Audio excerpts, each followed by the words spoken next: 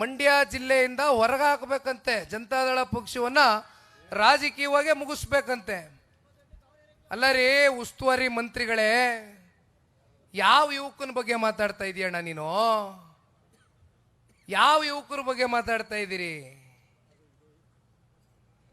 ಪಾಪ ನಿಂತರ ಒಂದು ಕೋಟೆ ಕಟ್ಕೊಂಡು ಕುಮಾರಣ್ಣ ಅವರು ಯಾವತ್ತೂ ಕೂಡ 2019ರಲ್ಲಿ ಮನ್ಸು ಮಾಡಿದರೆ ಒಳಗಡೆ ಅಡ್ಜಸ್ಟ್ಮೆಂಟ್ ಮಾಡ್ಕೊಂಡು ರಾಜಕಾರಣ ಮಾಡ್ಕೊಂಡು ಗೆದ್ದು ಬರ್ಬೋದಾಗಿತ್ತು. ಇದೇ ನಿಖಿಲ್ ಕುಮಾರಸ್ವಾಮಿ, ಮಿಸ್ಟರ್ ಚೆಲುವರಾಯಸ್ವಾಮಿ,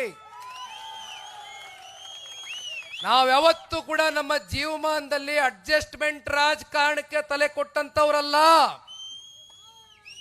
ಪಾಪ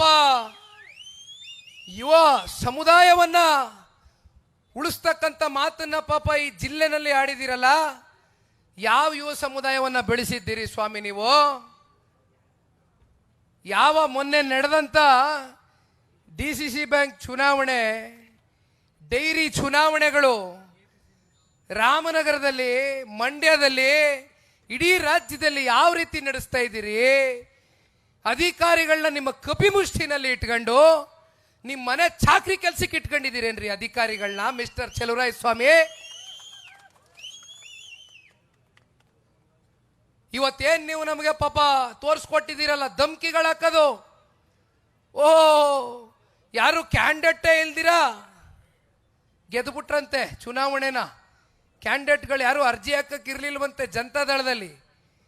ಯಾರ್ಯಾರಿಗೆ ಯಾವ್ಯಾವ ರೀತಿ ಯಾವ ವಹಿವಾಟುಗಳು ವ್ಯವಹಾರಗಳನ್ನ ಅರ್ಥ ಮಾಡ್ಕೊಂಡು ಯಾರ್ಯಾರಿಗೆ ಎಲ್ಲೆಲ್ಲಿ ಕೀ ಕೊಡಬೇಕು, ಯಾರ್ಯಾರಿಗೆ ಎಲ್ಲೆಲ್ಲಿ ಕುತಂತ್ರದಿಂದ ಬೆದರಿಕೆ ಹಾಕಬೇಕು, ಧಮಕಿ ಹಾಕಬೇಕು, ಯಾವ್ಯಾವ ಅಧಿಕಾರಿಗಳನ್ನ ನಿಮ್ಮ ಕಪಿಮುಷ್ಟಿಯಲ್ಲಿ ಇಟ್ಕೊಂಡು ಅಧಿಕಾರವನ್ನು ಯಾವ ರೀತಿ ದುರುಪಯೋಗವನ್ನು ಮಾಡ್ಕೊಳ್ಬೇಕು ಅಂತಕ್ಕಂಥದ್ದನ್ನ ಕಲಿಸ್ತಾ ಇರ್ತಕ್ಕಂಥ ಮಹಾನುಭಾವ ನಮ್ಮ ಚೆಲುವಣ್ಣ.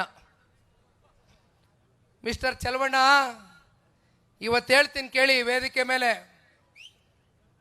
ಇವತ್ತೇನು ಅಧಿಕಾರಿಗಳನ್ನ ಇಟ್ಕೊಂಡು ಆಟಗಳು ಆಡ್ತಾ ಇದ್ದೀರಲ್ಲ ಸ್ವಾಮಿ, 2.5 ವರ್ಷ ತಾಳಿ ಪಾಪ ಇದೇ ಸನ್ಮಾನ್ಯ ನಮ್ಮ ಕುಮಾರಣ್ಣ ಹಸು ಇದ್ದಂಗೆ ದೇವರಂತ ಮನುಷ್ಯ.